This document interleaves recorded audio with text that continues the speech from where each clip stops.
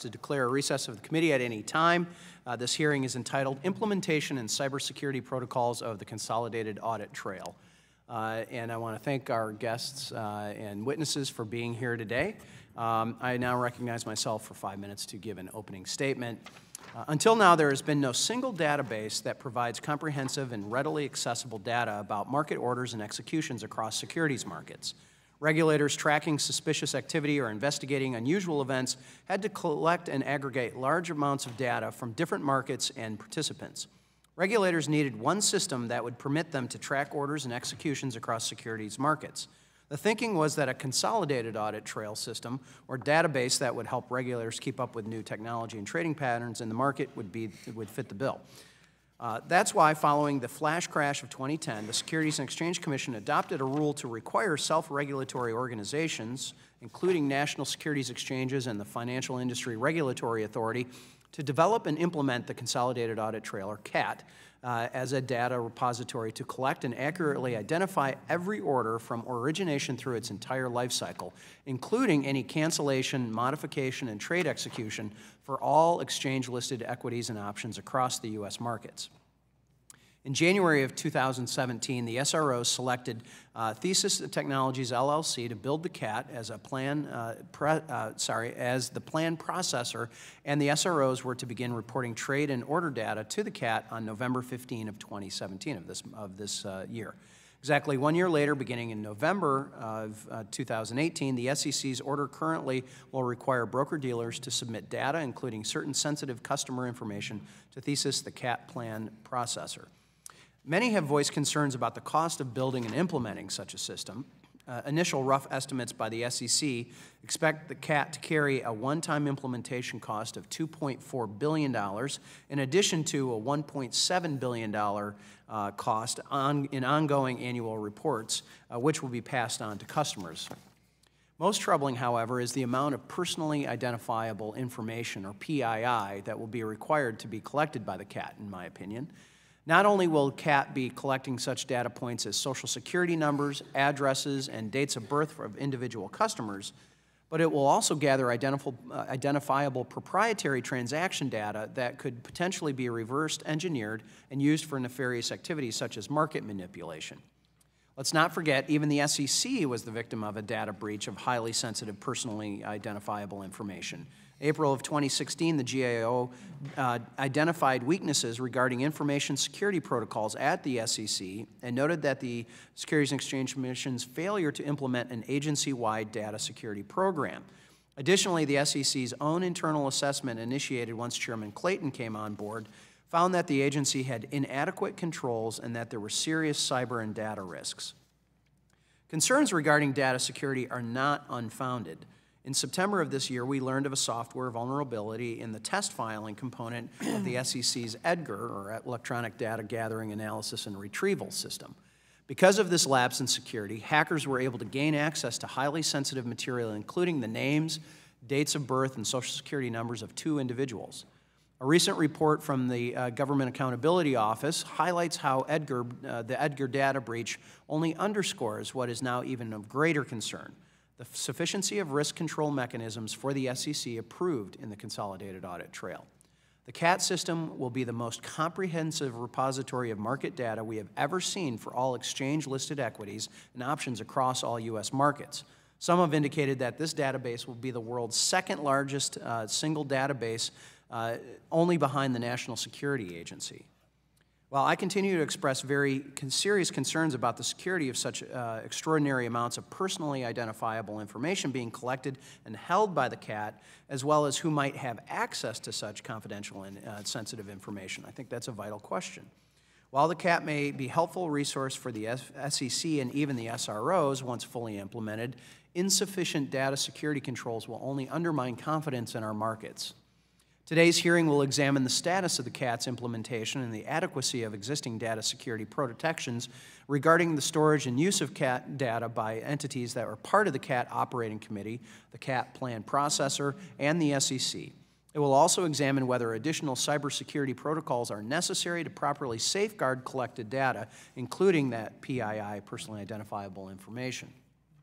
Additionally, the hearing will examine a discussion draft legislative proposal that we've titled the American Customer and Market Information Protection Act, which would require the SEC, each SRO that is a participant of the CAT NMS plan, and the CAT plan processor to develop a comprehensive internal risk control mechanisms to safeguard and govern the security of information reported, stored, or accessed from the CAT. The legislation would prohibit the CAT plan processor from accepting data until it develops such risk controls and the SEC certifies those controls. The legislation would also prohibit the SROs from accessing CAT data until each entity develops risk controls and the SEC certifies them as well. Lastly, the discussion draft would require the SEC to conduct a cost-benefit analysis on the CAT's use of PII, as well as report to Congress whether such information is a necessary input for the CAT, the risks posed to investors by using of that information, and alternatives that the SEC could consider. The importance of cybersecurity cannot be overstated. The ability of the SEC to safeguard non-public financial information and other highly sensitive data is paramount because it instills confidence in our markets. The federal government, namely the SEC, cannot afford to get this wrong. In fact, SEC Commissioner Michael Pivovar recently commented regarding CAT that, quote, deadlines are important, but the SEC has one chance to get this right. We have to make sure we have everything locked down. We can get it done, or we can get it done right. We need to get it done right, end quote. I couldn't agree more. And I look forward to hearing from our distinguished panel today. So with that, the chair now recognizes the ranking member for a very generous 5 minutes, as well as I went over for a bit. The gentlelady has 5 minutes as well. Thank you. Well, you had a lot to say, and it was all important. And I thank you for holding this important hearing and for all of our panelists for being here today with us. The so-called flash crash in 2010 was an extraordinary and terrifying event in which markets simply went haywire. They experienced a sudden, inexplicable crash and then recovered most of their losses just as quickly. The entire episode lasted only 36 minutes, but it had a lasting effect on investor confidence in our markets. And I've always said that markets run more on confidence than they do on capital. In the aftermath of that wild day, market participants, regulators, and members of Congress were all asking the same questions. What happened, and why did it happen? To answer those questions, the SEC and CFTC attempted to reconstruct all of the trading activity that occurred that day. This should have been a relatively straightforward exercise for the agencies with oversight of the stock and futures market. But it took the agency over 4 months to issue a report on the flash crash, and even then the report was inconclusive. Why did it take the agency so long?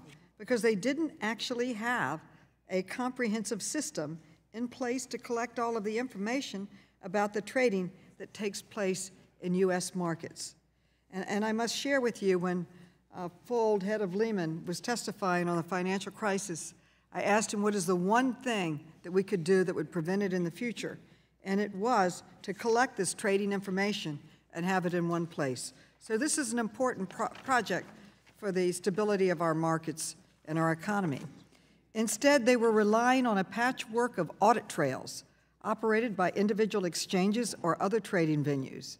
And each of these audit trails had different types of information, which made it very difficult to track orders that were routed from one exchange to another. As a result of all of this, the SEC proposed to create the Consolidated Audit Trail, or CAT, which would serve as a comprehensive record of all trading activity in the U.S. equity markets. The SEC proposed the CAT back in 2010, and 7 years later, we still do not have a fully functioning audit trail.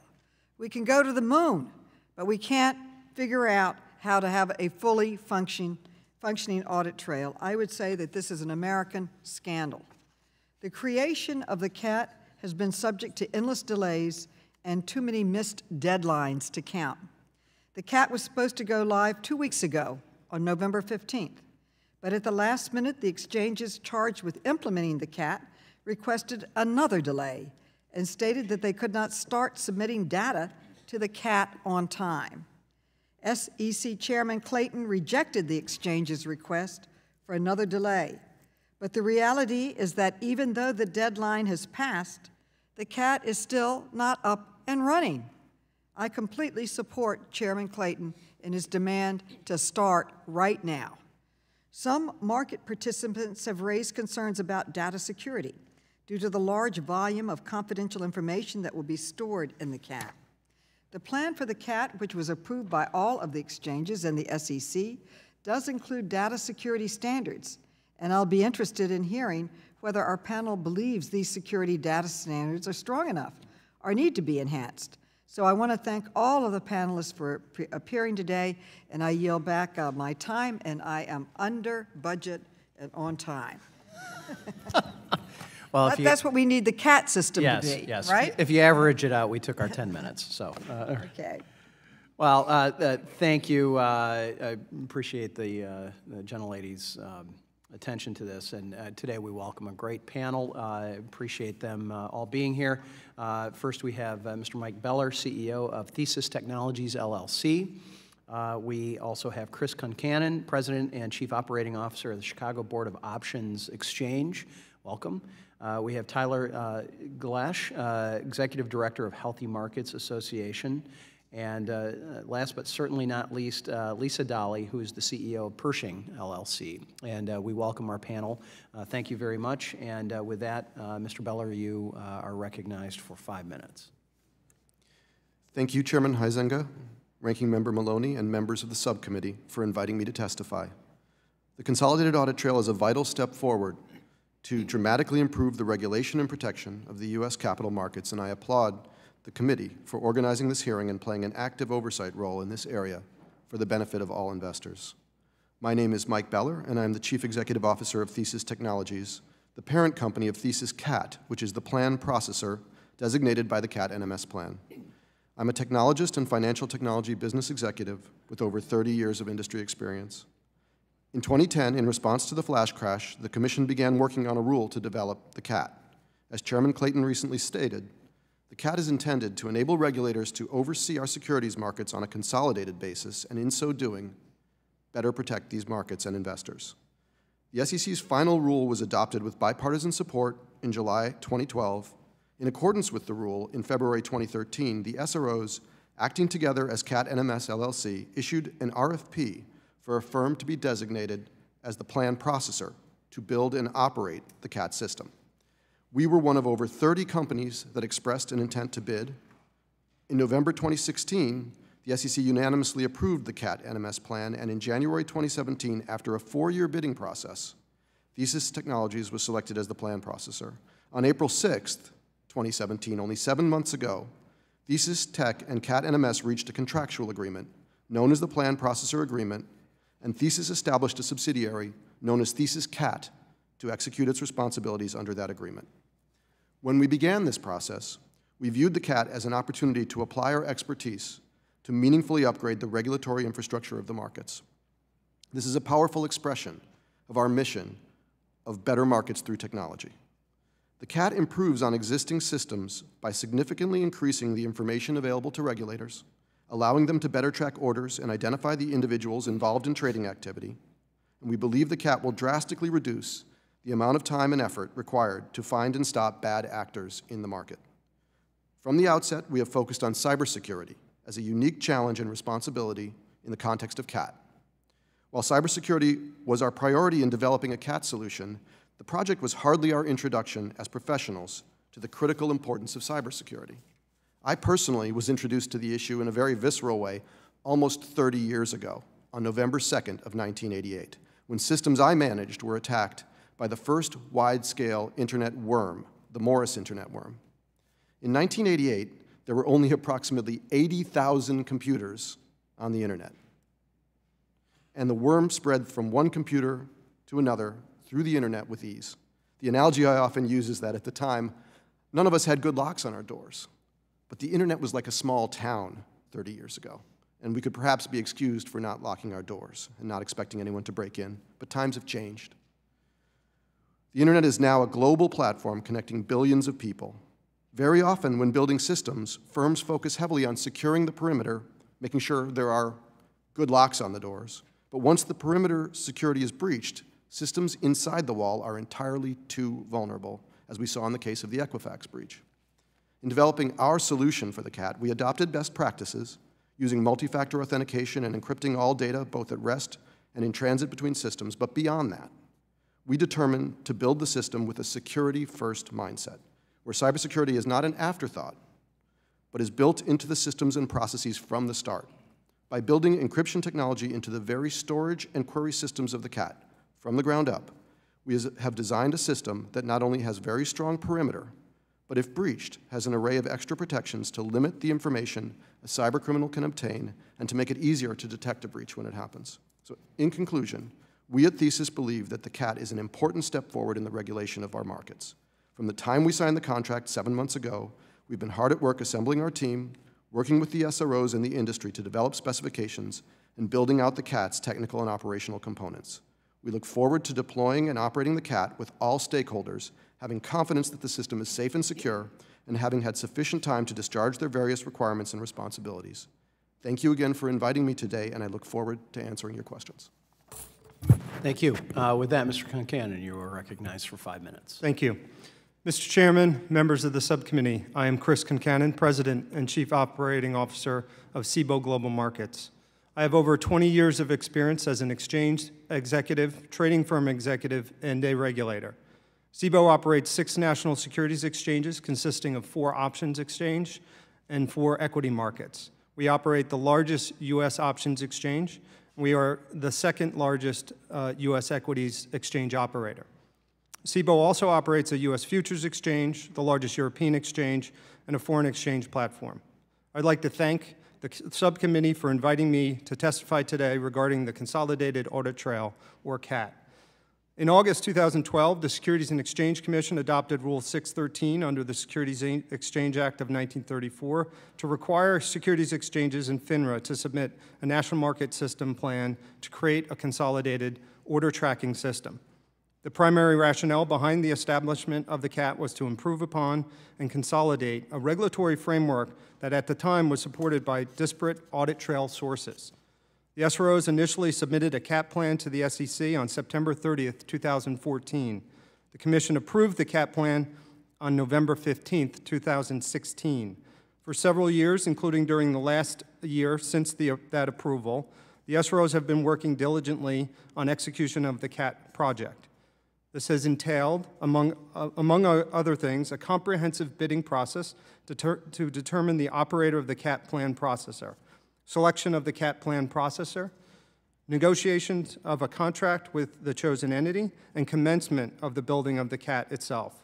Accomplishing each of these steps is no small feat, given that there are over 20 SROs operated by multiple holding companies that must effectively agree every step of the way. Per the milestones set forth in Rule 613, the plan processor was selected in January of this year, and the development of specific details in the CAT design framework, including data submission layouts, and in particular security protocols, has taken some time. Pursuant to Rule 613, the Phase 1 implementation of the CAT reporting process was due to go live on November 15th of this year, 1 year from the approval order. Unfortunately, work on the CAT is not complete. In planning for the completion of the CAT project, the SROs have taken into account the heightened need to maximize the CAT's security planning and protocols given the recent proliferation of data breaches that have occurred and the highly sensitive nature of the data that will be stored in the CAT. The SROs have also thoroughly consulted and forecasted with the CAT plan processor and considered ample feedback from industry participants on deliverables and expectations. The proposed revised schedule takes into account these factors as well as forecasting based on detailed framework plans. We continue to work towards expeditiously completing the CAT project. Indeed, our efforts on the CAT have been substantial. To date, CBOE has spent over $10 million on CAT. We have over a dozen employees regularly involved in the CAT project, and we have spent approximately 30,000 man-hours on CAT. I commend the subcommittee for conducting this hearing and for continuing to focus on ensuring that the CAT is developed efficiently and effectively while insisting that the data security around the CAT is vigorous and robust. I'm concerned about the risks associated with storing PII in the CAT database and can assure you that CBO is very interested in working with the Commission and other stakeholders on exploring alternatives around PII as a necessary component of CAT. While I recognize there are benefits to be derived from the CAT, I also must point out that costs associated with this project likely are ultimately funded by investors. We are committed to building the CAT as currently contemplated and remain committed to maintaining a strong regulatory program. While the CAT build-out continues, please let there be no doubt that our existing surveillance and regulatory framework is robust and our markets are well protected. Indeed, the U.S. financial markets are the most efficient and liquid markets in the world, and the regulatory framework around those markets, led by the SEC, is second to none. The CAT will be an important component of that framework, and we look forward to the completion of a smart, secure, and efficient CAT system. Thank you for the opportunity to appear before you today. I'm happy to answer any questions. Thank you. Mr. Galash, you are recognized for 5 minutes. Thank you. Chairman Huizenga, Ranking Member Maloney, and other members of the subcommittee, thanks for having us here today. I am the executive director of a trade association of those investors, the pension plans and investment advisors, who believe that informed market participants and regulators are essential for healthy markets. Almost exactly 7 years ago next week, then staffer Kara Stein and I staffed a hearing across the Capitol where the SEC and CFTC chairman assured the public and our bosses that the Consolidated Audit Trail was going to be up and running by now, and not the billions of dollars that had been projected in their recent proposal. And we're now still years away from that. We're ostensibly here to talk today about data security, but rather, I'll assert that this hearing is really about whether for-profit market participants, some of whom may have the most to lose by the creation of the CAT, are able to exploit a convenient public fear to continue to deny regulators the basic tools to police the markets. After years of delays and exemptions, they've simply run out of other excuses. The exchanges and FINRA have not offered any significant new information as to why the provider that they selected and the expectations and standards that they set are somehow inadequate, other than repeating the words cybersecurity risk, PII, and breach as many times and as grave a tones as they can muster. I don't know why the next major market participant or the next major market event or manipulation will happen. But I can safely say that they will, and the real question is whether or not you're going to give the regulators the tools that they need to enforce and protect investors. Today, private market participants have a much more comprehensive view of the markets than the regulators tasked with overseeing them. Currently, if regulators want to see who's conducting trading, they have to ask FINRA, who then asks the broker-dealers for the personal identifying information. So the broker-dealers have it, and it's just the regulators who don't. But because there's no automated way to link the trading and the underlying beneficial owner, it's actually very little chance to identify and stop sophisticated market abuses without a whistleblower. In fact, it's only those who are not smart enough to spread around their trading who get caught. And in fact, we only need to look at the flash crash to see how this all works, or it doesn't. The flash crash was concerning for a lot of reasons. And it was months before the SEC or CFTC figured it out, and that's concerning in its own right. But it wasn't until 5 years later that we learned the role of one market manipulator outside of London in his parents' basement. 5 years later, and that was only because of a whistleblower. By using the NMS plan process to build the CAT, the SEC essentially outsourced every function for it, including who's going to pay. It put some of the parties who stood to lose the most from the CAT's existence in charge of creating it. The SROs were supposed to have the CAT plan by April 2013. When they weren't going to meet the deadline, they asked for an extension, they got it. When they weren't going to meet the new deadline, they asked for another extension, they got it. More years, more exemptions, more delays. Now we're finally about ready to have it, and we've reached the moment where it's about ready to happen, and it's not going to happen either, and the excuse is data security. After 7 years of planning and hundreds of meetings and tens of thousands of hours per some of these folks, what the heck have they been doing if not worrying about data security? Interestingly, they have been. They set detailed security protocols and information handling, some that actually SIFMA and others have called the gold standard. So I'm not aware of any allegations that Thesis can't meet the standards that the SROs set or that the standards themselves are somehow inadequate. The legislation this committee has passed and is now considering would unquestionably delay the CAT and leave it tied up in legal complexities and red tape for years. Frankly, if it doesn't kill it entirely. The new bill would prevent Thesis from accepting data until the SEC certifies that it's required internal risk control mechanisms. To be blunt, do we really think the SEC are the experts on data security right now? Isn't that part of the reason why we're here? But there's dozens of other questions, including the adequacy. What's the SEC going to do? What's the standard? Are they going to test the adequacy of those mechanisms? Does that somehow inoculate Thesis from liability if there's a breach because the SEC blessed it? The bill would also require an entirely new and duplicative cost-benefit analysis and a report to Congress on the need for identifying information. That's not forwarding the process. That's not talking about data security. That's the primary reason for the CAT, to figure out who's doing the trading. I also want to take a couple of seconds here to point out that that's not the only thing that's delayed. Who's going to fund it is also delayed. The SEC has delayed that decision until January 2018, and I'm sure you'll be surprised to learn that the exchanges have decided to try to push most of that burden onto the broker-dealers, not themselves.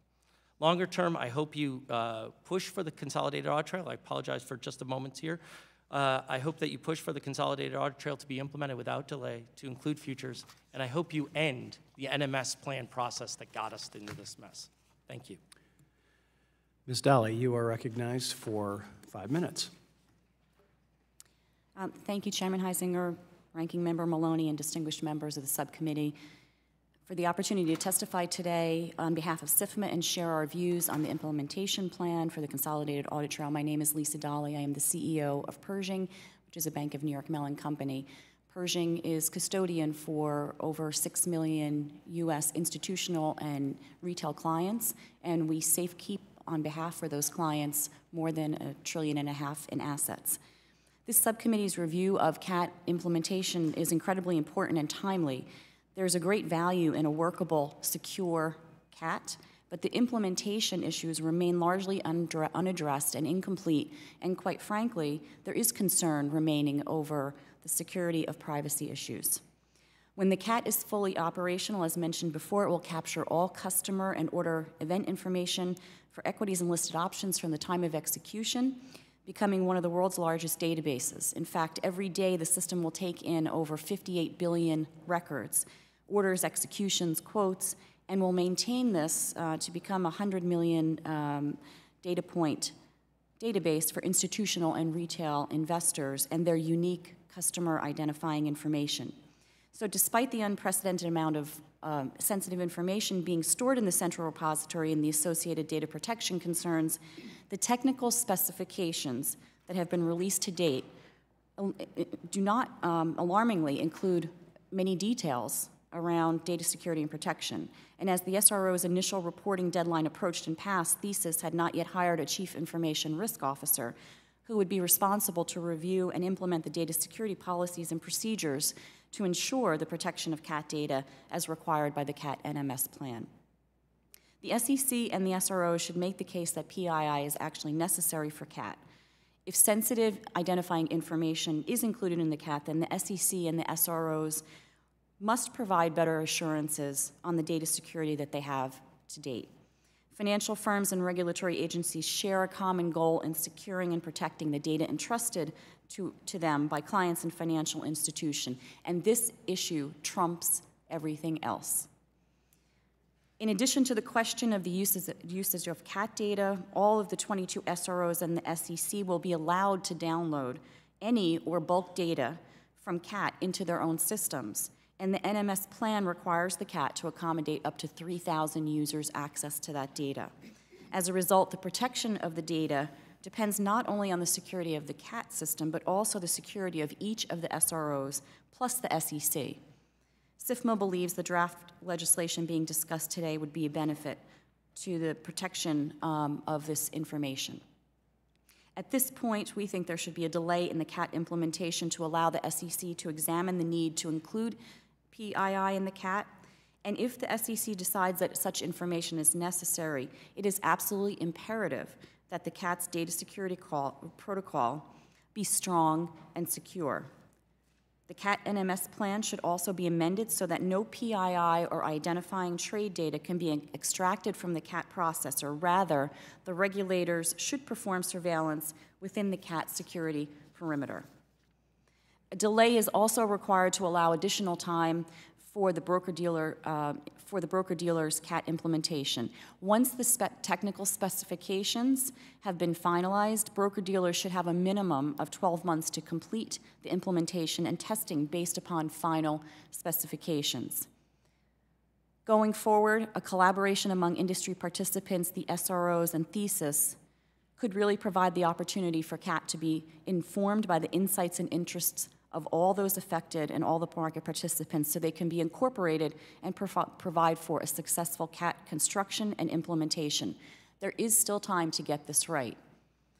In conclusion, SIFMA appreciates the interest of the subcommittee and is supportive of further efforts to legislate improvements to the CAT. And I thank you for the opportunity to testify and look forward to answering your questions. Thank you. Thank you, Ms. Daly. Appreciate that. And with that, I'll recognize myself for 5 minutes for questioning. Many, including myself, have raised concerns about cybersecurity and the protection of data submitted to the CAT. Apparently, some believe it is a, quote, just to exploit convenient public fear. I don't believe that is the case, but as you know, the CAT NMS plan requires plan processor to appoint a chief information security officer who will be responsible for creating and enforcing appropriate policies, procedures, control structures. Mr. Beller, in your statement that Thesis developed, you said that Thesis developed 3 principles that guided the design of the CAT database. Specifically, you say, quote, third and most importantly, the CAT must be secure, close quote. If cybersecurity is top of mind for you and Thesis, why has a chief information security officer not been hired to date? Thank you, Chairman. The selection and approval of a Chief Information Security Officer is an activity that is collaborative between Thesis as the plan processor and the SROs acting as CAT NMS. As yet, we have not agreed on a candidate. The role is a very challenging role to fill that has expectations in policy areas, in technology areas, in management areas. And we are working collaboratively to find the right person to fill that role. Our recent activities together lead me to believe that we should come to a positive conclusion shortly. Okay.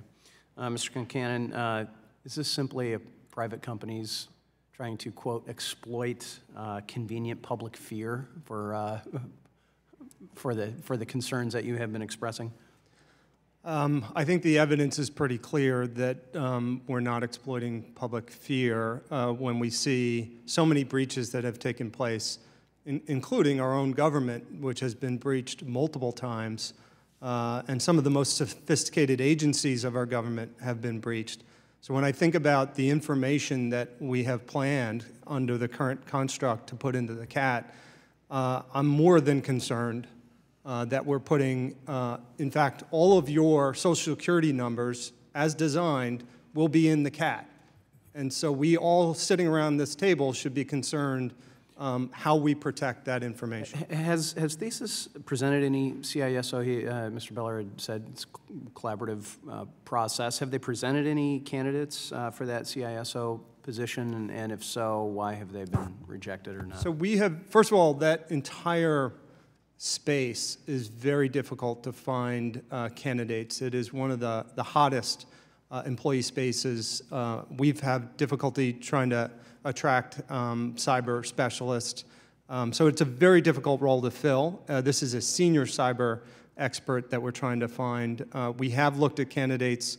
We have a very high standard. All of the exchanges and SROs have a very high standard. And we're using our own cyber professionals to evaluate. And they have an even higher standard of one another. So we have evaluated candidates and we have rejected candidates. So, okay, since the CISO has not been put in place and this agreement hasn't happened under the plan, would SROs really actually be able to begin reporting trade data to the CAT? The SROs are subject to numerous rules. Data protection is covered by Reg SCI. So there may be, and just to get to that, I mean, there may be the physical ability, but is there the legal ability? Is that what you're saying? In fact, there is the physical ability today. We can put our data in the current CAT system. So I could collect all of your Social Security numbers and put them in my phone. Would that make you feel okay? It would not make me feel. You'd Maybe be okay you. with that? I loan my phone out to my kids once in a while. Is that, then is I'm that not okay? Well, I think we made the point that just because you can do something, we have to make sure that it's prepared on that. And I am curious who actually verifies that Thesis is complying with all the cybersecurity requirements as well. And Mr. Beller or Mr. Concanon? Or Ms. Dolly? So there's the plan itself lays out a very robust framework for security and a bunch of audits and approvals that must be completed in order for the CAT to go live and operate. We need to collaboratively select the Chief Information Security Officer. The Chief Information Security Officer then has a fiduciary duty, actually, to the SROs via CAT NMS LLC. So that duty actually trumps that person's duties to Thesis CAT itself. And presumably the SEC? Or no? Well, I don't know of anything in the plan that places an expectation that the CISO reports to the SEC. This, I think, has to do with how the plan is structured and the relationship of the SROs to the SEC, so maybe Very Chris. briefly. I've had a rule throughout my career that nothing trumps the SEC. Spoken like a truly regulated entity. Yes, okay. Well, so I'm over, but let me just encourage you to move forward, both of you, both collectively, not you individually, but collectively. We need to get this CISO officer in place so that we can start meeting that with that. I'm well over, but recognize the ranking member for 5 minutes. Well, thank you, and I join you in saying that we got to get the CISO officer appointed. I suggest that we have a hearing on this every month until we get them appointed and hear what the success of it is. Let me tell you, the stock market is exploding, and many people are putting their faith and hope in it. And I think if we had a crash, it would totally destroy the confidence of Americans in the system. So I think this is truly, truly probably the most important thing we could do in our capital markets subcommittee. Where is Thesis located? You beat out 30 major companies. Where's your headquarters? Our headquarters is in New York City, and we have offices in Charleston, South Carolina, additionally. Okay, and where are you developing the CAT system? In New York City? In both locations. In both locations. And why is it taking so long? The CAT Yeah. is taking a long time because it is a complex system with multiple stakeholders who need to act collaboratively in order to get this complex system up and secure. We obtained a contract to build the CAT 7 months ago, and in that time have built out an organization, developed technical specifications, built out pieces of the CAT and the security program, and put them in place. And there are some items that remain that have to be done collaboratively by the stakeholders, including... I think we should have a collaborative meeting once a month and bring in all the stakeholders with the SEC and see how we can get an agreement so we can move this thing forward. I think this is a priority for our nation. I'd like to ask Mr. Galash, you noted that the CAT was developed in response to the flash crash. And certainly the CAT will help the SEC reconstruct another market crash like the flash crash. But apart from helping to reconstruct market crashes, will the CAT help the SEC perform their normal day-to-day oversight functions? What will the CAT allow the SEC to do that it cannot do today, or that it is doing very inefficiently today? Well, thank you for that question. A couple of things. One is most people talk about the flash crashes as the precipitating event for the audit trail. That's actually a little bit untrue, and here's why. As far back as early 2009, there was an effort underway to understand who large traders were and who was actually engaged in trading. And in fact, there was a large trader reporting regime that preceded the Consolidated Audit Trail. And the Consolidated Audit Trail proposal was released on May 26th of 2010. The SEC didn't write that several hundred-page document in 3 weeks. The SEC doesn't do anything that fast. So I would say the Consolidated Audit Trail itself came together after the flash crash, and certainly that was the precipitating event in providing public feedback. The reason why the underlying concern existed even before the flash crash was because the SEC and FINRA neither know who conducts trading in our capital markets. So the current audit trail systems tell you who the broker is, but not who's trading underlies it. What does that mean? So assume for a moment you have those who, for example, a market manipulator engages with a couple of different brokers and trades in a couple of different venues, perhaps equities and maybe in options. Those things would not be seen in a coherent way. And so because you don't know who is doing the trading, the manipulations get lost in the noise of the markets. That's why it takes a whistleblower to find market manipulation cases. FINRA has incredible surveillance now that did not exist 7 years ago either.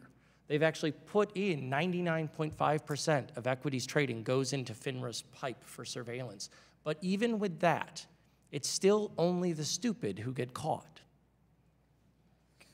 Okay, I would like to ask you, what do you think of the proposed legislation that would prohibit the CAT from accepting personally identifiable information under the SEC, unless the SEC has conducted a cost-benefit analysis? And is the collection of personally identifiable information necessary for a system like CAT? Well, first, the whole point of the CAT is to find out who's doing the trading. Mm-hmm. And you have to have a certain amount of basic information about them in order to do that. Now, there are a number of ways that could be done. One would be to have all the personal identifying information in it. Another could easily be legal entity identifiers, which the CAT declines to do, doesn't do. I might argue that might be a more elegant way of solving some of these issues. But the cost-benefit analysis suggested by the proposed legislation, to me, that cost-benefit analysis was done in 2009, 2010, 2011. It was done in 2012 in the final rule for this. So it was done as part of the large trader reporting analysis. It was done as part of the Consolidated Audit Trail analysis. It's long past settled that we actually need to know who is doing the trading in our market. So I would argue that that's actually just to frustrate the purposes here. I 100% agree with trying to make sure that data security is important, and they should have someone there in that role. But it also requires cooperation. When we talk about what's taken so long to get this up and built, they've had it 7 years, or 7 months, they've had the contract. They were involved in designing the specifications for years before that, along with the SROs. But that was only after several years of the SROs designing the specifications. Okay, my time is up. I would be inclined to join the gentleman with his legislation if he removes the cost-benefit analysis, which according to your analysis, 2009, 10, 11, is past settled. I think this is a critical issue. After the financial crash in 2008, the flash crash, everybody said, we've got to know this information. If we care about the future of the financial system of our country, we've got to get the system up and running. All of you are going to be part of making that happen. I would like to get, if I could real quick, Mike Beller, to get from you exactly the elements that you will be collecting, send it to the committee, and I'd like a monthly report on whether or not you've gotten the person assigned. Let us know, or I'll be calling you directly, because I think this is incredibly important to our financial security and to our country. I yield back. That gentlelady's time has expired, and the chair right now recognizes the vice chair of the committee, Mr. Hulkran from Illinois, for 5 minutes. Thank you, Chairman. Thank you all. Grateful that you're here. It was stated that the SEC doesn't move too quickly. I think that's an understatement, and a big part of the delay it was over 2 years, I think, that this is kind of stuck within SEC. So it's not just industry, but there's other bureaucracy problems that are challenged as well. Mr. Concan, I wonder if I could first welcome, glad you're here. Thanks for your work, and if I can address my first couple questions to you. I wanted to get your opinion on making sure the cybersecurity standards we're discussing today are really enforceable. As you know, the CAT operator is contractually contractually obligated to be compliant with Reg SCI. Is there any reason to not make this a statutory requirement? Would this be an improvement to the discussion of the bill? And then also, do you believe compliance with Reg SCI, NIST standards, and other cybersecurity protocols would improve if the CAT operator were required to register with the SEC? It's a great question. So Reg SCI is probably one of the most powerful rules I've seen by the SEC in a long time. The requirements that come with Reg SCI, because they are based on the NIST standards and they are global standards, requires a great deal of work and a great deal of technical work included in that. So all of the SROs, all the exchanges have to comply with Reg SCI, and by definition, our vendors have to be in compliant with Reg SCI standards. So it would make sense if the CAT was, obviously it has to be compliant with Reg SCI because of our own obligations and they're a vendor, but it would make sense if they were even a Reg SCI entity and registered with the SEC. That's really how the SIP, the Securities Information Processor, where all the quotes come from our markets, is currently an SCI entity, as we call it. So it would make sense that others in the NMS plan, including the surveillance part, and more importantly, if they are carrying all this critical information, not just PII, but proprietary trading information is critical information that needs to be protected, it would make sense that everybody in the chain is a Reg SCI registered entity. Thanks. I'm going to shift a little bit, but stay with you, Mr. Concanon, if I could. I was hoping to see if you could speak to some of the opportunities and challenges of data standardization. I understand all the exchanges and broker-dealers could potentially report data in different formats, which would make it extremely difficult for the CAT operator to transform these data sets into useful information for its users.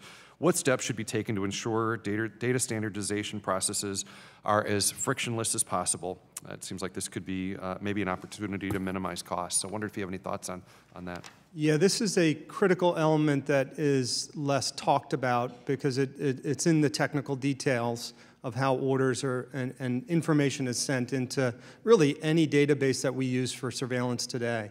So today, we outsource all of our surveillance, or some of our surveillance and market manipulation requirements to FINRA, where they have become the master of normalization or data standardization. All of the exchanges and the brokers have different order types. There's thousands of different order types that we've registered with the SEC, unfortunately. Each order type becomes a new standard, a new piece of information for surveillance purposes. If we don't standardize all those order types, it makes surveilling that database very difficult. So it's critical to performing adequate and superior surveillance to have data normalization or data standardization. Thank you. Ms. Daly, if I can address to you that this database, as we're talking about, is going to contain every stock quote and trade in America. Apart from safeguarding personal information, what protections are being used to ensure the security of trading and quoting data? This information could be firm-specific and theoretically could be used to reverse engineer broker-dealer strategies to serious detriment of not just the broker-dealer, but also the client and ultimately to the markets themselves. Also, this could all happen without a breach of the CAT. This is something we recently discussed in the committee when there were allegations of SEC staff illegally accessing trading source codes. Thousands of people have access to this data. Do you and does SIFMA share this concern? What do you believe should be done to address these concerns? Well, we don't hold, our company doesn't really trade on a proprietary basis, but I do represent 6 million individual investors and institutions, and I can tell you that it is critically important and a very large concern of theirs how we handle their information and how we protect it. And I believe to date, it's not just the Chief Information Risk Officer that hasn't been hired. I don't believe that proper procedures and policies and actually the plan around securing that data has been shared, and so I don't have comfort around that yet. Thank you all. I yield back. Gentleman's time has expired. With that, the chair recognizes the gentleman from Georgia, Mr. Scott, for 5 minutes. Thank you, Mr. Chairman.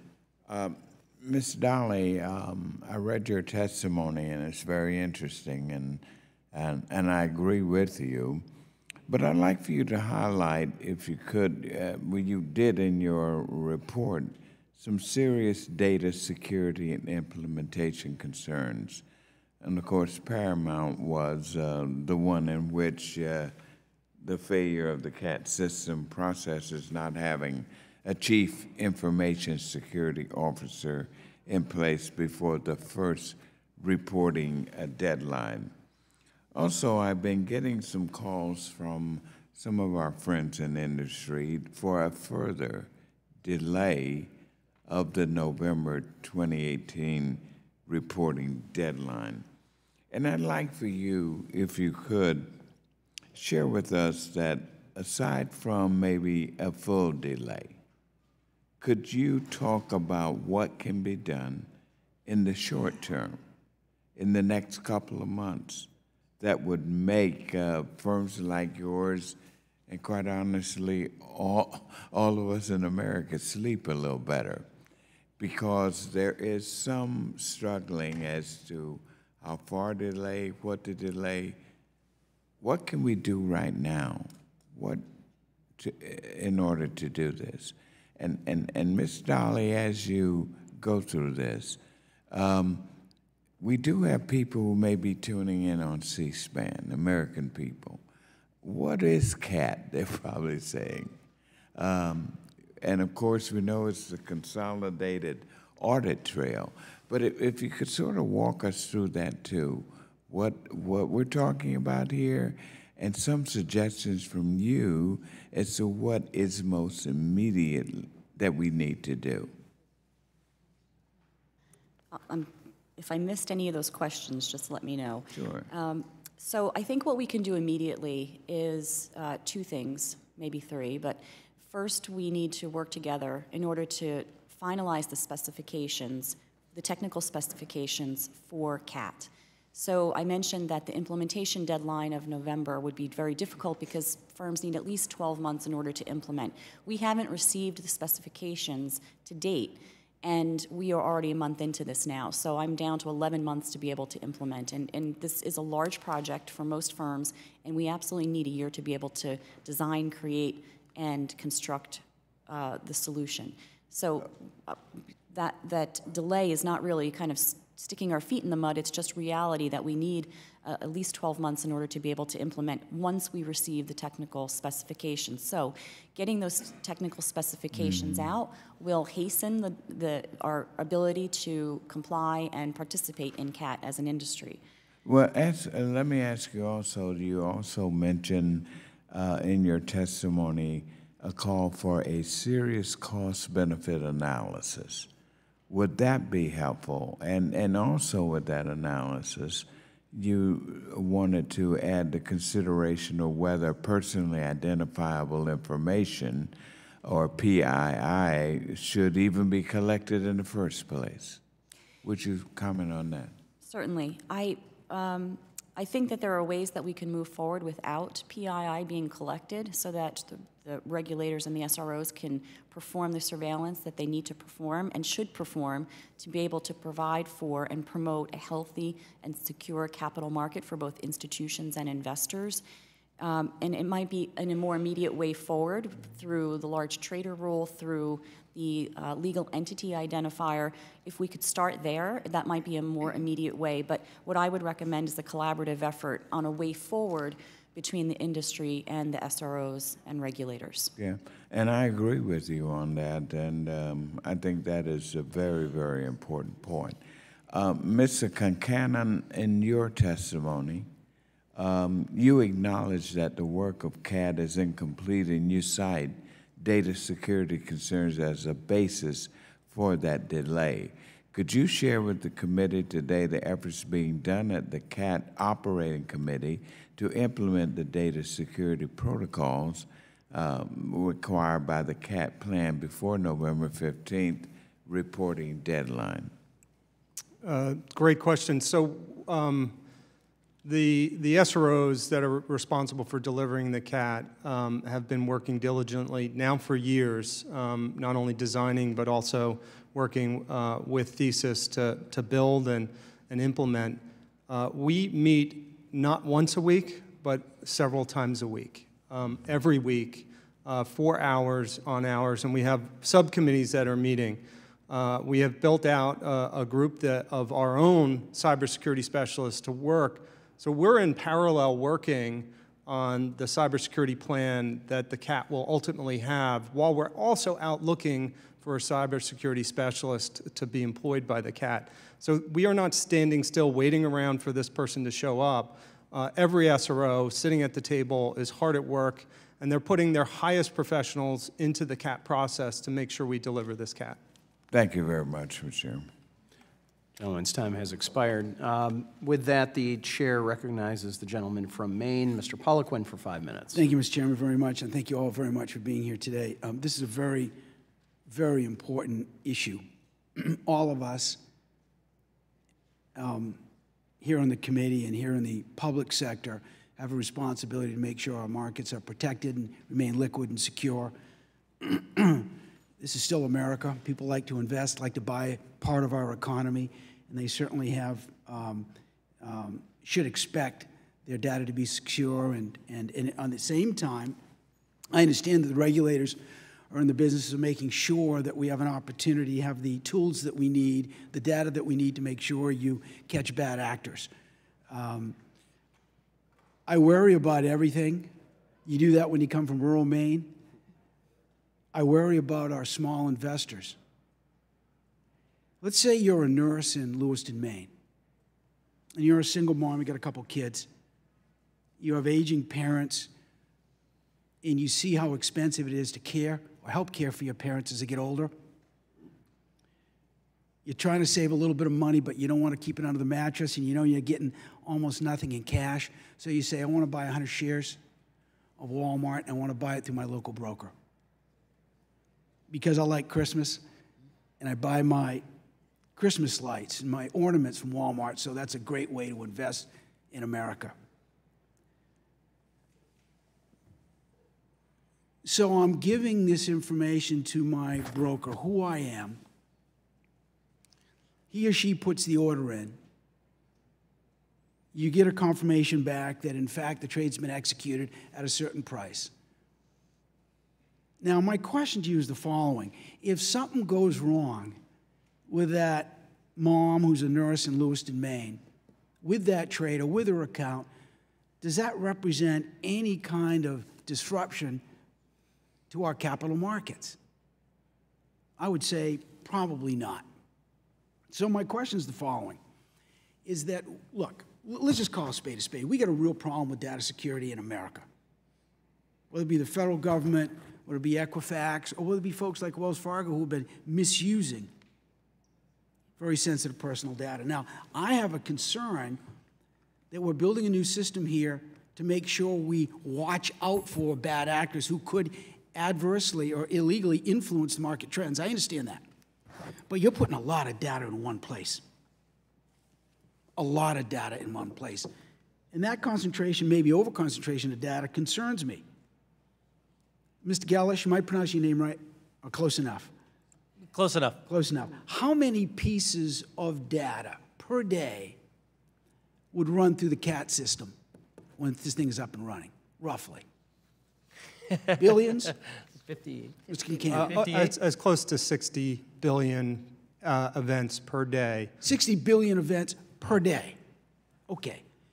And could someone tell me, Ms. Dolly, maybe you can, tell me why all kinds of sensitive personal information, including Social Security numbers, which are critical to making sure families can proceed with their lives, with financial security, whether getting on an airplane or getting a passport or getting a job or getting an interview for a job. Why does that sort of information need to be loaded up in one place where we know we got a problem everywhere and we're going to continue to have a problem with data security? Why is that information necessary? So if I sure, can who wants to take a shot at it? Thank you. So the question is whether or not you need to know who that is or whether or not you need every piece of data about that person that's important to do that traveling along with that information.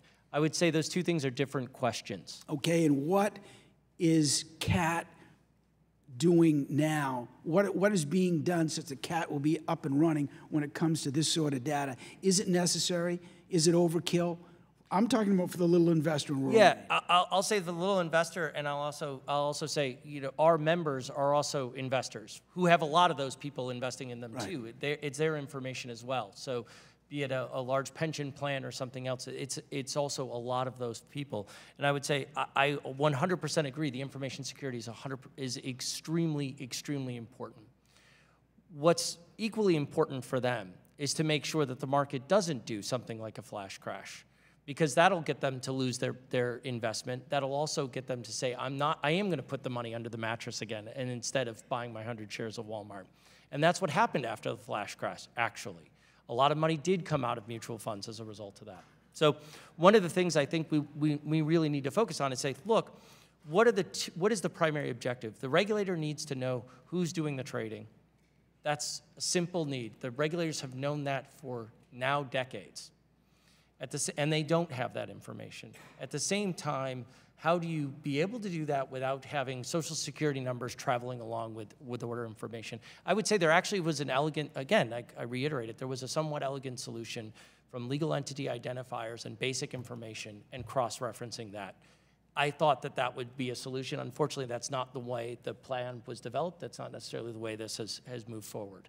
I do think that FINRA has incredible capabilities on their current surveillance right now, but I think their surveillance team would probably also be the first to tell you that without knowing who's doing the trading, they essentially have to have a whistleblower, or they have to hit a screen and get very, very lucky. Thank you, Ms. Gallus, very much. Mr. Chairman, thank you for your indulgence. I appreciate it. Yield back my time.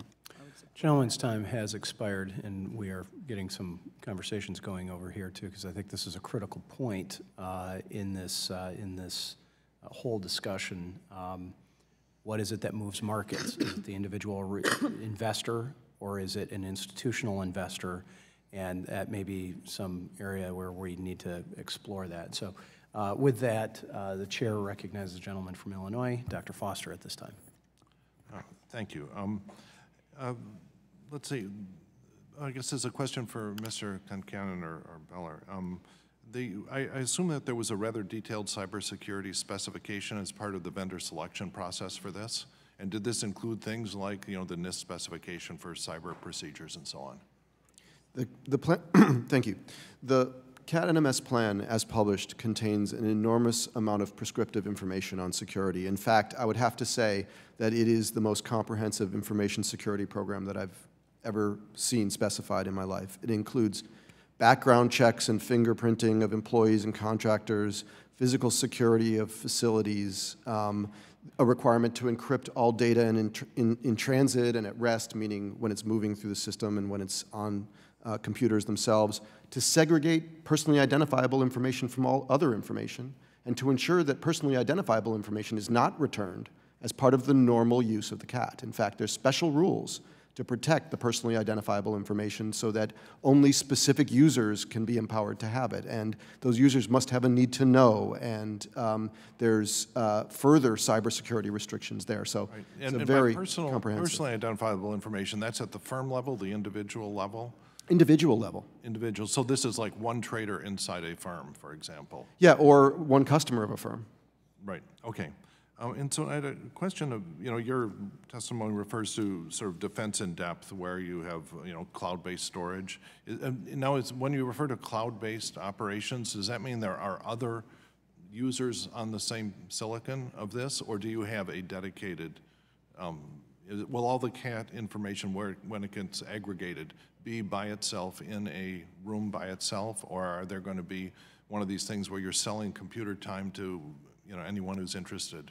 So some systems of the CAT are completely segregated. All the ones that involve personally identifiable information are completely segregated in data centers, tier 1 data centers where the exchanges are located in Illinois and in New Jersey, excuse me. And that data is all strictly in private data centers. Other data of the CAT, when encrypted, can exist in cloud systems that are inside the United States. Okay, and the encryption in flight is with frequently renegotiated session keys and all this sort of stuff? Absolutely. Okay. Now, you also mentioned the query structure, that when you're querying, looking for abusive trading patterns or whatever the data set will be used for, that you had some method of querying the data without just returning the entire unencrypted, give me all the trades for, Renaissance or someone like that for the last 6 months. That you have a way of querying it and identifying abusive patterns without actually pulling all the individual data for that? So let me clarify that just want to make sure that it's clear that the regulators, of course, have to do the querying, not Thesis. Thesis has to provide the system that permits the querying, but in answer to your question, as I understand it, yes, there's extensive query capabilities that allow the regulator to request a very narrow slice of the data very specifically. And to reinforce that, I repeat that in general, queries against the CAT system will not return PII in any case, that would be a separate query. That would be specifically for authorized users. A serial number and that this was an individual. If you're looking at correlation between, things that look like market manipulation, where you have two allegedly separate set of traders, yes, and you're looking for correlations to find out if you're manipulating a price here and making a derivative bet there or something like that. Exactly. So there would be a unique identifier for an individual. There's a unique identifier, and so when the personally identifiable stuff is the translation of that to Social Security numbers and addresses. Okay. So presumably that would happen. Identifying the existence of abusive trading doesn't require knowing who it is, just the pattern. At that point, right, the issue becomes figuring out a uniform identifier for the individual. Okay. Requires PII. Then you have to understand if this person is actually the brother-in-law of that person. And there's no way to not go into addresses and names and other databases to figure that out. And so that eventually a lot of the querying will actually have to get access to, I would presume, to the personal, there may be sort of an illusory separation of this is what I'm, for the queries that actually take place. Let's see, could you just sort of quickly walk through how this query system would have identified the abusive behavior of this guy in London, whose name I forget, who actually went to jail over abusive trading around the time of the flash crash? What sort of queries would have led to that? So I'm not a regulator and wouldn't want to explain how a regulator does their job. The important point that I can state here is that without the ability to identify an individual, then the orders just appear to be coming from a broker-dealer, and how does one separate one person's trading activity from another? Okay. Well, thank you. Jill back. Gentleman's time has expired. With that, the gentleman from Ohio, Mr. Davidson, is recognized for 5 minutes. Thank you, Mr. Chairman, and thank you to our guests. I really appreciate your expertise in this matter, and thanks. A couple of you talked about how, painted this as some draconian delay effort to sabotage CAT, and as the sponsor of the Market Data Security Act, I can assure you that it is not. Frankly, I can't understand why it wouldn't take a simple memo if it's as clean-cut as Mr. Gellish, as you say it is, oh, well, this has already been done. We've planned for 6 years. Great, just send us a memo that says that. Piece of cake. Doesn't even take a week. But if you want to be thorough, in light of the new director at the SEC coming in and finding after the fact that there are data breaches in the SEC, as you point out, maybe they're not the best people. Someone's going to certify it. Shall we say that it's the chief information officer at Thesis? No. Well, Mr. Beller, you have an organization to run and certainly many other things to accomplish. In the absence of this position being filled, who fills the role now? So aspects of the role can be filled by other individuals. For example, we have security experts working together to build the security plan and working collaboratively with the SROs on that. We have technologists who are experts in cryptography, developing the cryptographic systems.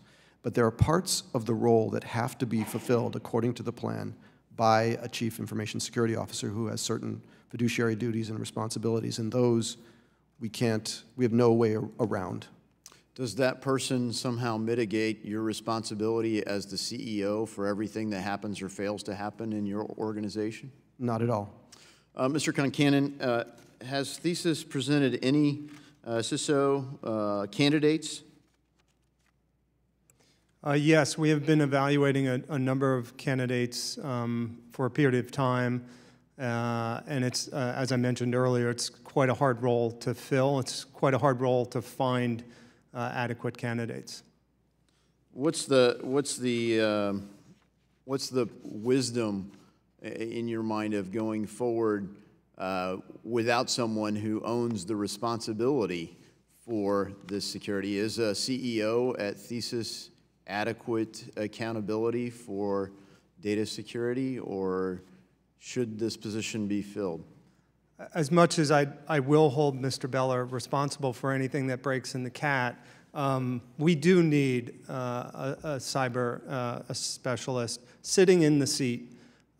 I want to clarify something. We're very focused on this individual, but it's an entire process that individual is responsible for. It's really network security. And then it's also what we call penetration testing. So there has to be a third party that comes in, a professional third party that comes in and tries to penetrate the CAT network. And that is done by all of us, every SRO, and hopefully most of the government agencies. We have these third parties that come in and try to hack our networks regularly. We have to get to that level of capability to ensure that this network that we're building called the CAT and all this proprietary information that we're putting in is protected, and even from our own hackers. Thank you very much for that, because it highlights that it's not as simple as yeah, we've already been doing that, let's just send a memo. It is something that would take a review. I'm reluctant to say how long that review should take, whether it's a week or, I would expect that it would be a matter of months or weeks, not a matter of months or years, in terms of making sure we've got this well thought out. Ms. Dolly, you point out one of the critical pieces is, in most systems, when there's a compromise, one of the most frequent collapses or breaches is endpoint security. There's a lot of inputs into this, and you pointed out that each entity that's involved in launching this product should also have some level of certainty in their data controls. And Mr. Concanon, you referenced that in a way. Could you offer your thoughts there, please? Yeah, I just, as I outlined, the more places that this data resides, the more requirements there are, and the more complex the security and protection around it needs to be, the more users that have access to it and are able to do things like bulk download create risk to the folks whose information is in there. And so it just creates more targets. Thank you for that. And that is exactly it. It is risk-based. And I think my time has expired, so thank you for your testimony, Mr. Chairman. I yield. Gentleman yields back. With that, gentleman from North Carolina, Mr. Budd, is recognized for 5 minutes. I'm going to yield to the gentleman from Ohio for a few moments. Thank you. I just had one additional point there, because what we're asking in market data is that it be a risk-based assessment. And it is systemic, and maybe that's all been designed in. But when you have voids at the top, when everyone's responsible, as is often the case, no one is.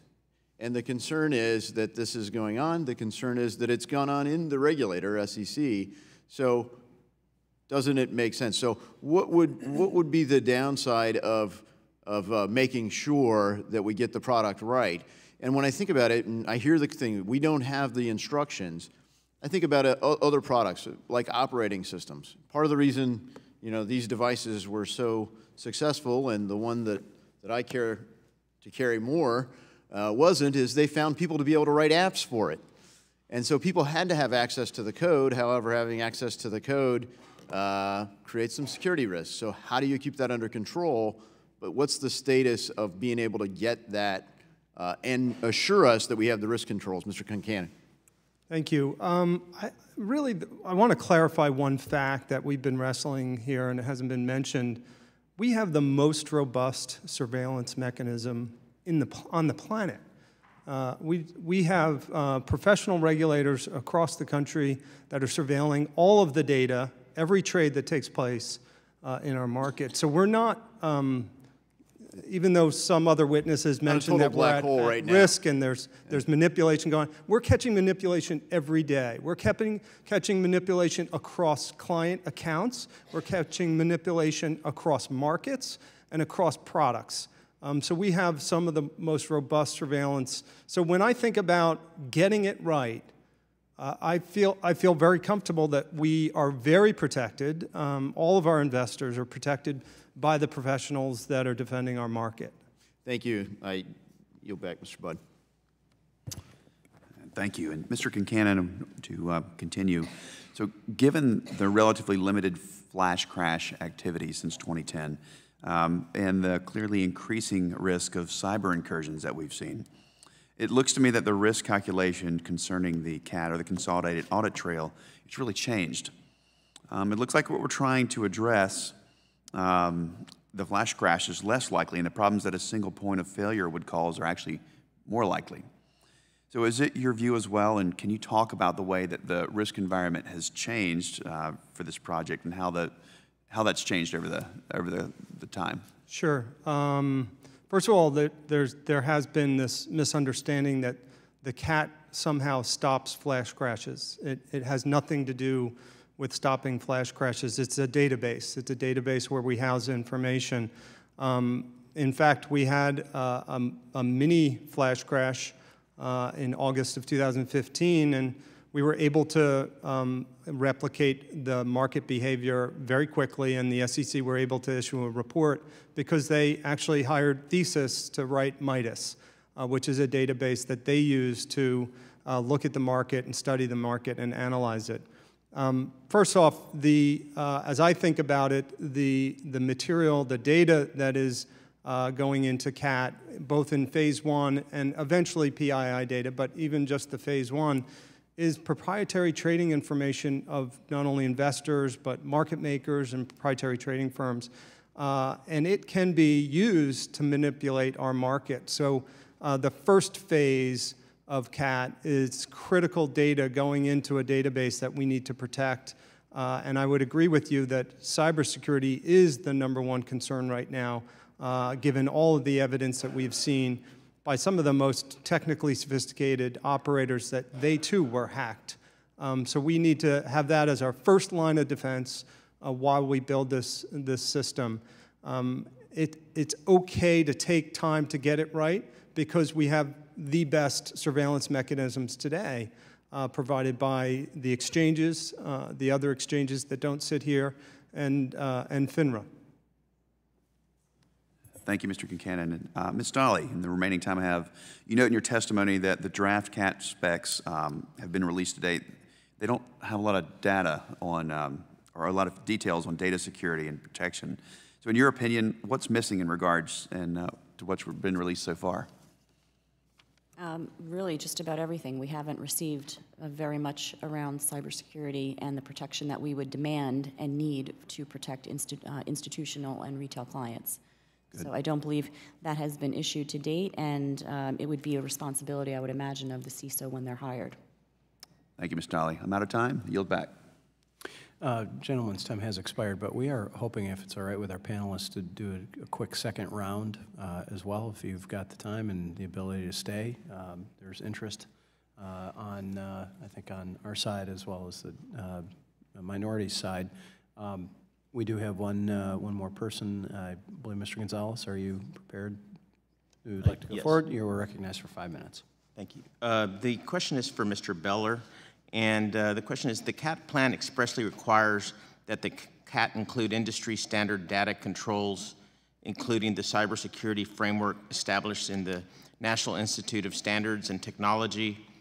Can you describe the specific of the aspects of the CAT design that provide protections for personally identifiable information, such as customer data that will be reported to the CAT? Thank you for the question. Absolutely. So first to point out that there are extensive cybersecurity requirements in the plan. One of them is that the plan processor has to build the system in accordance with the National Institute of Standards and Technology, or NIST, cybersecurity framework, which explains a whole areas of control groups around many different aspects of security. It is a comprehensive plan, and we are building to that structure. With respect to personally identifiable information in particular, there are an extra set of requirements that are specific to that data as opposed to, or as distinguished from, other data in the system. There's a special role-based access control that a regulatory user of the CAT is not necessarily permitted to access the PII except on a need-to-know basis. So that means there's extra access controls in the system that allow you to allow an administrator to determine that an individual can be allocated access to that data or not, separate from access to the system. It is stored in separate areas, actually in separate physical data centers, and not stored in the cloud. It is encrypted in transit at rest. There's an audit trail specific to the access to personally identifiable information over and above the auditing of everything else that happens. And in general, record displays in the CAT, they don't display the personally identifiable information. I also want to point out that personally identifiable information won't be collected in the CAT until phase 2, when it will not be collected in the initial deployment of the CAT, which only in its initial phase takes data from the participants themselves, which are the exchanges in FINRA. Thank you. I yield back. Gentleman yields back. With that, the gentleman from California, Mr. Sherman, excuse me, is recognized for 5 minutes. He is prepared. Ms. Dolly, what would it take for you to be comfortable resuming implementation of CAT? And what would it take for those of us whose data is in the hands of your customers to also be comfortable? I would be much more comfortable if we understood what the technical specifications were so that we could make certain that we could build the house that we're being asked to build. If we don't know what we're building, it's a little bit difficult to make certain that we meet the obligations. The second is that I would like a robust discussion around whether PII is actually necessary, or can we use patterns and other data so that we could identify things that may create uncertain markets or unsecure markets and be a risk to our markets, yet not create such a large database of personal information that is subject to cyber risk and other.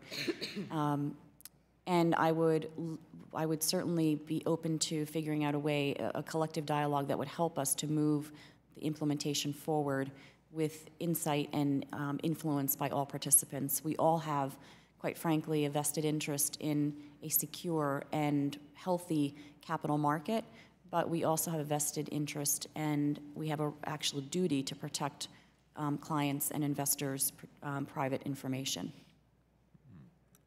Mr. Beller, I wonder if you could shed some light on how Thesis and the committee are approaching the hiring of a chief information officer. I assume you're recruiting someone with world-class experience in cybersecurity. Absolutely. We've engaged a prominent recruiter. We have 24 candidates under consideration, if I recall correctly, just from memory. It could be changing day to day. A number have already been initially interviewed, and we're now in the process of setting up a collab interviews that would include both Thesis CAT personnel and SRO personnel. Also, Mr. Beller, we should be focused on improving the data available to regulators without requiring market participants to engage in costly duplicative reporting. How do you tend to construct CAT so that existing system like OATS can be retired as soon as possible after CAT is up and running? So it is our opinion that one of the real positive aspects of the Consolidated Audit Trail is it allows the retirement of several existing systems, one of which is OATS. And as I understand it, FINRA has published a explanation of the process by which once the CAT has come up and is running and has, according to them, measured certain reporting quality standards, then they would be retiring OATS. Ms. Dolly, is that a system that works for your members?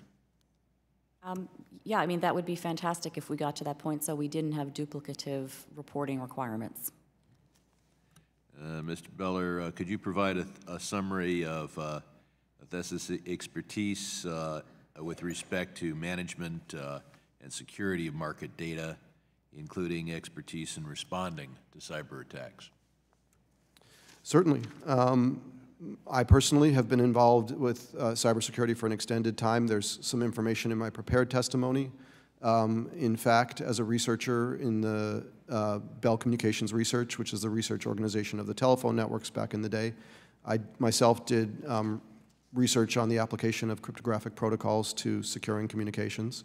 I've been involved in building such systems over systems in the capital markets for quite a long time now. And one example of that, and of course it's not just me, my company is a large number of capital markets technology experts with a great deal of cybersecurity expertise. We have, for example, deployed the MIDAS system for the Securities and Exchange Commission starting in 2013. In fact, we received the contract in August of 2012, and within 6 months had a system up compliant with the National Institute of Standards and Technology security framework and meeting all requirements required by that framework, and had authority to operate. That system's been operating for 5 years, and we were recently renewed, showing renewed confidence in us.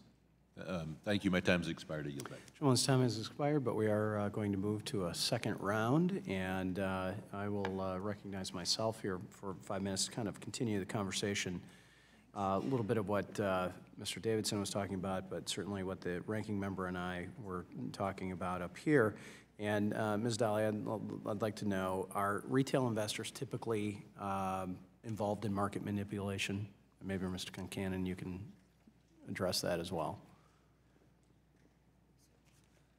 I don't know necessarily how to answer that question. I'm sure they could be, but in the past, it's been more of an institutional kind of mechanism. For example, algorithms and trading platforms that kick off at certain points in a market movement generally have contributed more and are able to swing the market more, certainly, than a retail investor.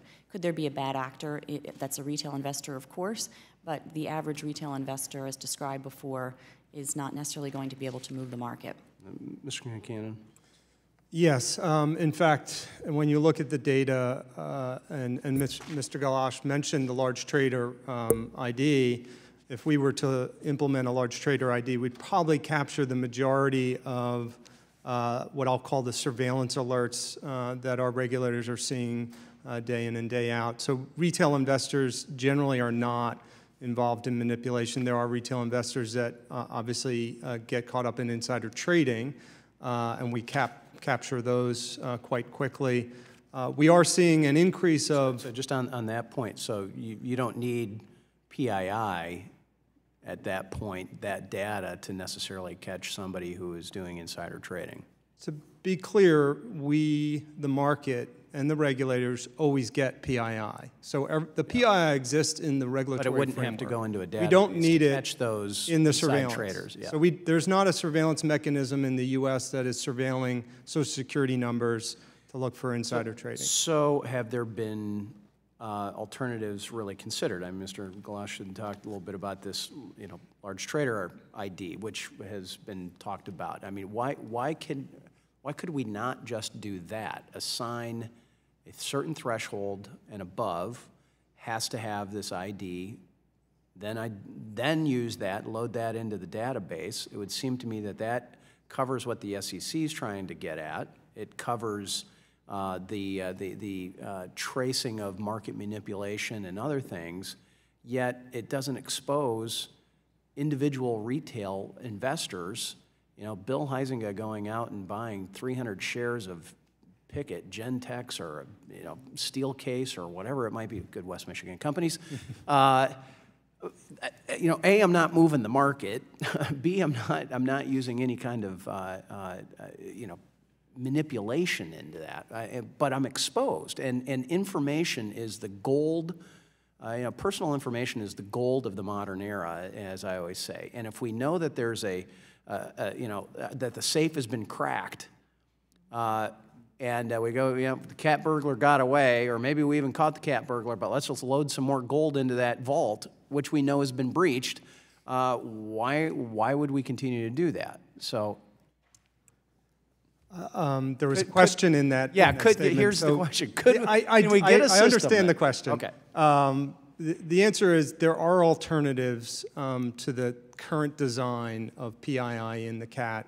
And I was encouraged by Chairman Clayton's recent statements, and he continues to make those statements, that he's open to looking at alternatives on PII in particular. Among the industry and some regulators, we have talked about a large trader ID solution as a fairly... Which could be an individual, right? I mean, if it can be a professional Carl trader. Or whoever else, someone who actually is buying huge, massive blocks as an individual. This is a method that's used in the futures market. There's a concept of large trader ID. It follows every order into the surveillance system so you can track the large trader based on their activity. So yes, there are solutions that are being kicked around to avoid having that PII information in the database. We will always get access. Regulators have ample access to PII information under the blue sheeting technology that we have. Enforcement. Right. I'm going to get to you, but real quickly, Mr. Beller, you're including PII because you're required to include PII, correct? That's absolutely correct. Okay, so if we come back and working with the SEC or legislatively, we say, hey, let's develop a separate system, you have no problem being able to do that? Absolutely. All right. And I'm over my time. I am going to try to do that. I have the ranking member I suggest would believe would go to Mr. Galash here, but with that, my time has expired. Okay. What? Okay. If anyone would like to respond to the chairman's statements, Mr. Galash, why don't you start, and anybody else who wants to respond? Well, thank you for the opportunity. I wanted to actually echo and agree.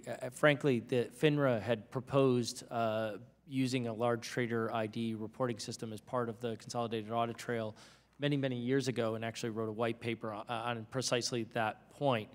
I think when you convert to a different model like that, two things have changed since that time. One is, what's the purpose? In the abstract, where do you set those thresholds becomes a very, very, very important question in terms of volume thresholds and those types of things. I do think that there's significant opportunity there to reduce risk, perhaps, while still capturing the bulk of concerning things. Two, there actually is a system that would be valuable in the legal entity identifier, again, one that was not included with the CAT, but something that I would argue should be included with the CAT. And I'll actually make a third point, which Mr. Concannon brought up, which is that a system similar to that is used in the futures market, and I would argue remarkably effectively. Thank you.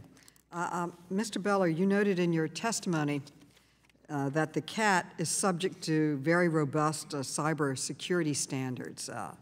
Have you actually completed your work on implementing these cybersecurity standards yet? The work is not complete, and we've discussed today some of the key elements that are missing, and one of the most important is the naming of a Chief Information Security Officer who has very specific roles in the completion of the process. If the exchanges started submitting data to the CAT today, would that information be protected? I believe that the plan requires us to go through some steps before we can accept data. Have we built a technical system that can receive and secure data? Yes, I believe so. The plan requires us to go through a number of steps to certify that. And those are collaborative steps between us and the SROs, naming the CISO, approving all appropriate cybersecurity policies, and having what's called an independent third-party audit of both the code, and that is to say the software code, and the third-party penetration testing. Those things all are steps that are required, and they haven't been done as yet. Okay. Mr. Galash, in your written testimony, you pointed out that the CAT bears many similarities to FINRA's audit trail system, or OATS. Can you walk us through some of those similarities? What are the similarities to OATS? Yeah, so The order audit trail system actually itself was a response to a crisis in market surveillance, actually, and created in the 90s for that purpose. And what it does is it is a comprehensive audit trail system, but it doesn't include beneficial owner information. It doesn't include the types of precision you need to conduct modern surveillance. It was a product of the late 90s. And it is you glue that together. What FINRA does is they glue that together with the consolidated prop feeds to really get an understanding. And they do fantastic surveillance, but without the benefit of the beneficial owner. So trying to figure out who's doing the trading isn't in OATS, but it would be in the consolidated audit trail. But conceptually, they're remarkably similar. They're also remarkably similar in something Ms. Daly spoke about earlier, which is how many people access the system and how many people are inputting into the system. One of the greatest challenges with the consolidated audit trail is not just the folks who get to access the data. It's actually one of the greatest challenges is something she's touched about, which is the folks putting in the data. When you have thousands of folks putting data into a system, a lot can go wrong. And that's actually one of the great challenges. And again, FINRA has been doing this a very long time, and actually they've learned from that over now several decades, and that all of that knowledge has actually gone into, I think. So that's a very important point. So I want to go back to Mr. Bellis. Who's going to be putting the data in, Mr. Beller, into your system? Who's going to be putting that data in? Well, the broker-dealers will each be responsible for transmitting their data into the CAT on a daily basis. And the basic difference between CAT and OATS, again, what is the basic difference between it? Mr. Well, oh, was this to me? I'm talking to Galish right now, okay. yeah. Sorry, most important to me is knowing who's doing the trading. And as Mr. Concannon referenced, in other words, you don't know who's doing the trading in OATS, right? You don't know who's doing the trading. Okay. That's right. All they can say is whether or not it's principal or not. And so you don't know who the beneficial customer is. Okay, and going back to the point of Ms. Dolly real quick, you know, she says there's duplication. So in your view, is the CAT necessary in light of the similarities to OATS? I'm talking to you, Mr. Gelish. Her point is there's too much duplication. Sorry. Do you think it's necessary? Is the CAT necessary? One of two things I think is absolutely necessary. What I thought when people started this process of building a consolidated audit trail in 2009, before it was even released, was that the thought was to upgrade OATS 2.0, and most of the industry thought that was what would happen. We've gone down a very different path now where we're creating the consolidated audit trail and maybe retiring OATS. But in either outcome, it's a critically important and necessary step to understand who's doing the trade in an automated way so that the regulators can actually see in an automated way who that is. Okay. Thank you. Gentlelady's time has expired. With that, the Vice Chairman, Mr. Hultgren, for 5 minutes. Mr. Concannon, just real quick, can't they already get that information off the blue sheets? Yeah, to be clear, all the client information is available through Blue Sheets within 24 hours. Yeah. And there's been more of a recent challenge for the regulators because what they're finding is certain traders, professional traders, usually sitting outside this country, are using their family account information to open up accounts to start manipulating markets. So today, our regulators are already finding cross-market and cross-account manipulation. Having those identifiers flow through the CAT is helpful, but the bad actors have already found a way around that. Right. Mr. Beller, I wonder if I could address to you, your testimony and discussion generally is focused on preventing intrusions into the CAT database and also mitigating data loss in the event of such an intrusion. As you know, and as we've talked about, the SROs and the SEC would be able to download data from the CAT into their own systems. Wondered how can you protect the data once it's left your database that you've designed? It seems that once it's on another server, that it would be susceptible to all the vulnerabilities that your cybersecurity efforts were designed to protect it against once it's left your database there. Wouldn't preventing the downloading of this information greatly reduce the risk of a data breach? Well, certainly, we cannot control the data once it leaves the system. The plan does call for the Chief Information Security Officer of the plan processor to review the procedures that the SROs use to protect the data. We, in our original vision for the CAT and the vision that we are executing on, want to build a system that has as much functionality as possible on the platform so that the SROs can do their work on the platform and not have a great need to remove the data. But the plan does require them to have the ability to remove the data. It seems like there's an obvious risk there that we need to continue to talk about and figure out. I'm going to wrap up my time with Mr. Concannon and Ms. Daly, and you've talked about this. Chairman Huizenga brought this up, but just maybe a little bit more. How could unauthorized access of identifiable proprietary and transaction data be used for market manipulation, if it even could? And wouldn't unauthorized access to identifiable proprietary transaction data run counter to CAT's goal of instilling market confidence? My biggest concern, and you raised it in your question, and it has nothing to do with PII. It has to do with the proprietary trading information of our members. These are firms that have spent millions of dollars developing just basic market-making code on how their market-making models perform. There are going to be people, bad actors, that want access to that. And they can reverse engineer the information from the data in the database. And then they can trick the market maker code to do bad things. And they can profit from that. And we see it every day. There are people that don't have access to the data that are trying to make market makers lose money. And we are finding that behavior. But if they get access to that unique information, it's much easier. Yeah. Ms. Daly, any last thoughts? I don't know if this is manipulation of the market, but it's certainly a manipulation of the investor. When access is penetrated, what we have seen is that what we call account takeovers, where bad actors come in and they're able en masse to be able to collect information that is personally identifiable, and even if it's simply their investing account, they can go in and execute orders that would benefit them from a profitability perspective. Yield back the balance of my time to the chairman. Gentleman yields back. With that, the chair recognizes Mr. Vargas of California for 5 minutes. Thank you very much, Mr. Chairman. Appreciate the opportunity. A quick question, or a question to Mr. Galash. You were saying that you expected there to be an OATS 2 as opposed to we would go down this different avenue now we have. So I would ask you this then. Why is it so important that we know who's doing the trading? Is it because of, if you could expand a little bit on that, is it because of market manipulation and because of data breach, or why is that? Yeah, and I actually, this was something that Mr. Concannon also briefly touched upon.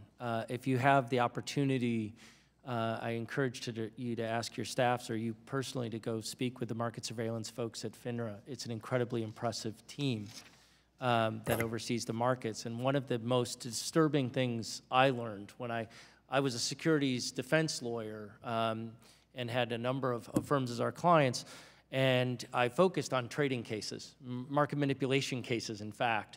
And one of the things that was really disturbing to me when I went to work for the government was I met with Tom Gira and the FINRA folks who are still there, and they were able to show me how the trails went cold. They could see abusive trading, they could see manipulations, and the trails disappeared. And increasingly so, if you were to have those conversations or your staff were today, they would disappear often in China or Eastern Europe or other places outside of the United States.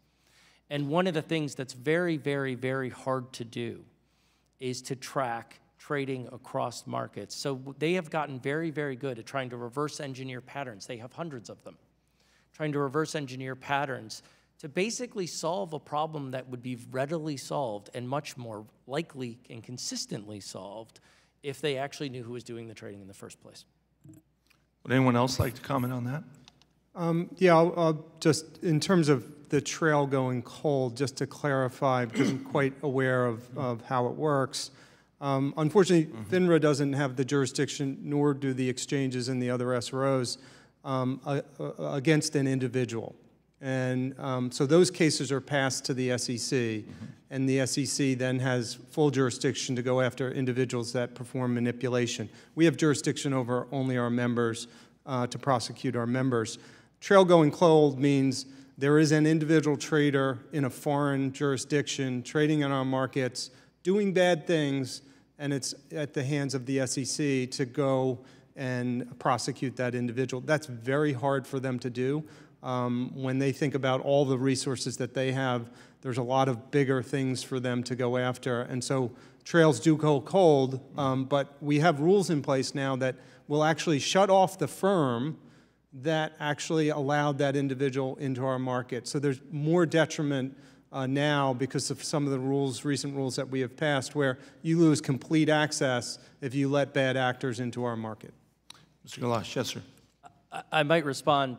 All of that is fantastic, and the market access rule is the one he's referencing, and others. I think that those are absolutely fantastic developments. The trouble is, again, in order for those things to happen, you have to know that the manipulation is happening. And so when you look at some firms that may have thousands of customers all trading at real time, a lot of these manipulations actually just get lost in the noise. Whereas if you were able to identify the individuals or individual firms, they wouldn't. Okay, and Mr. Galash, lastly to you, there are some people that believe that because of data breaches that opponents of CAT say that things should be slowed down. Could you comment on that? Because we've known now for a long time there's been cybersecurity problems since 2010, I believe.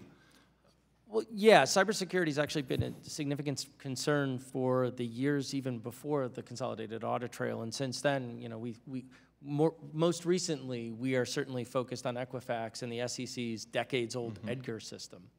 But we can go back in time, right? We can go back in time to things like Target with credit cards, or we can go back to JP Morgan Chase, or we can go back to a number of other very large, some of the most sophisticated firms in the world, who, by the way, also have extremely valuable databases. Now, let's be clear, is a database that may be worth billions of dollars in tens of billions of dollars to someone who wants to do bad things a bigger target than one that's worth maybe several $billion? The answer is yes. In both instances, however, there's a pretty strong incentive and a pretty significant data risk associated with that. I think that those have existed now for years, and frankly, that's part of the reason why I find it interesting that I'm on the panel defending the standards, protocols, requirements, and contract requirements that the SROs built into the plan when they designed it, along with Thesis and other data security experts. But that's where we are. They actually were very, very good about this, and they had been for years, and they still are. What's interesting to me is to understand that they selected Thesis just a few months ago, and it was only over the last several years as this was evolving that those requirements were being established. My time's expired. Thank you, Mr. Chairman. Has expired. With that, gentleman from Ohio is recognized for 5 minutes. Thank you, Chairman, and thank you all for continuing to answer some good questions here so we can solve this problem, or at least be confident that it is solved. Mr. Beller, under the CAT NMS plan, who verifies that Thesis is complying with all relevant cybersecurity requirements? The Chief Information Security Officer of Thesis CAT is also a fiduciary of CAT NMS LLC, which is the consortium put together by the SROs. That duty, that fiduciary duty, overrides all other duties of that individual, and his or her activities are overseen by the operating committee of CAT NMS LLC. Thank you for that. And so when I look at that piece, one of the other pieces is maybe Mr. Concanon, you could answer is, what cybersecurity requirements is the SEC itself or other users of the database obligated to implement in order to comply with the cybersecurity standards for access? You're putting me in a difficult spot to suggest that the SEC has to have a higher standard of cybersecurity access. Chairman, I'll use Chairman Clayton's statement. He actually committed to not have anyone at the SEC access the CAT data until he was comfortable that they had the the highest standard of cybersecurity protection, because under the CAT plan, the SEC has requested to have almost 1,000 users have access to the database through portals that will be provided by Thesis. So when we think about the complexity of this system, it's not just putting data in a database that people have a surveillance access. There are actual people, users, that will have access to this database sitting in front of a terminal in an office. Yes, thank you for that. And that goes to one of the endpoint security pieces that is, so critical for any access control. And so one of the things, aside from great protocols and a lot of forethought given to it for years, and including in the specs that were released to even solicit bids, references to cybersecurity, some voids, still remain. And a lot of the question keeps coming back to personally identifiable information. And I get the trade-off. How do you, if you don't know the beneficial owner, what's to prevent, any one person from launching a dozen LLCs? And okay, I know a dozen LLCs, but you don't connect the dots. So you have to know some level of personally identifiable information. But Mr. Beller, you made reference to the fact that when this initially launches, you don't have that. So I guess where's that balance supposed to be struck right now? And we've talked around the issue a lot. What are the things that could be done while you're going live with the system before you begin to collect PII? Yes, so the reason there isn't PII in the initial phase of the CAT is because the reporters are just the exchanges themselves, and they're responsible, they receive incoming orders on the basis of what member of their exchange is sending to them, and that's not, the number of members involved is very, very small relative to the hundreds of millions of personally identifiable information that we're talking about. In the second phase, where other broker-dealers who are customer-carrying broker-dealers come in, that's when the PII comes in. Got it. And that does give a little bit of, that gives extra time that is involved in the building of the CAT before the PII comes in. So delaying that phase could accomplish a lot, if necessary. And frankly, it can be happening in parallel, not just sequentially. Ms. Dolly, you mentioned, hey, we're just now getting the technical specs. There's a lot of work left to be done. If there's a change in PII as you're in the process of doing said work, how big of a deal is that for compliance? From an implementation perspective? Correct. Yeah, we haven't actually gotten to the point where we have the specifications, so getting different specifications would not further delay it. So if we were able to figure out a way to remove PII, even if it was to put some other unique identifier for the client in there so that it was not exposing us, I don't think it would add anything to the implementation plan. And I also wanted to thank you for sponsoring this consideration of a delay in it, because we do have to get this right. And I think an open and robust dialogue around it will help us to get there. Thank you all. My time has expired. I yield, Mr. Chairman. Gentleman's time has expired, and the gentleman from California. Mr. Donnelly, I'm told that there are 58 billion records a day that we transferred to CAT. Does that mean there are 58 billion stock and bond transactions every day?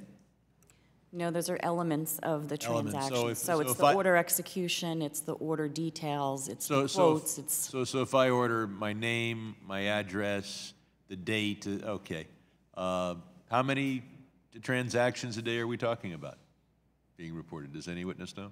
So the bigger number is the quote and order information in our markets. So if you think about an ETF, a very liquid ETF, there are thousands of quotes per second in an ETF. These are... It may not be a transaction, may just be an offer to buy or an offer to sell. Exactly. No transaction, but many, many quotes. So we're only dealing with a few billion transactions every day. Yes, I mean... Glad our universe is small enough for us to deal with it.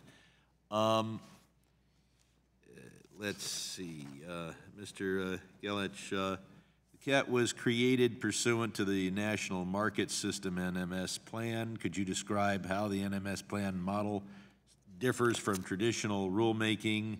I know SIFMA's raised concerns that it allows the SROs and the exchanges and FINRA to minimize input from other industry participants. What do you think of how NMS is structured? Yeah, well, thank you for the question. I would argue the NMS plan structure is a vestige of history that has long since passed its usable life. In the 1970s, it was created with the idea of nonprofit SROs. We now have for-profit SROs. And when you have a set of for-profit regulators, essentially empowered by the SEC to set the rules for market participants and set the cost structure for market participants, some of whom are their direct competitors, including broker-dealers, other execution venues, you have a problem. So what we have is essentially we have created a system where a handful of market participants, Mr. Concannon being one of them, essentially are able to dictate the terms of a significant amount, not of just market structure, but of costs to market participants. And if they agree, for example, with the goals of what they've been tasked to do, then they can execute that. However, they can also frustrate that. And that's how we see situations like the TIC pilot or the Consolidated Audit Trail, I think, drag on for years. Yeah. Well, let me shift your attention a bit. If we delay, we might do a better job, and we'll delay the costs. But if we delay, we get the system later. Today, the markets are operating. We don't have a CAT.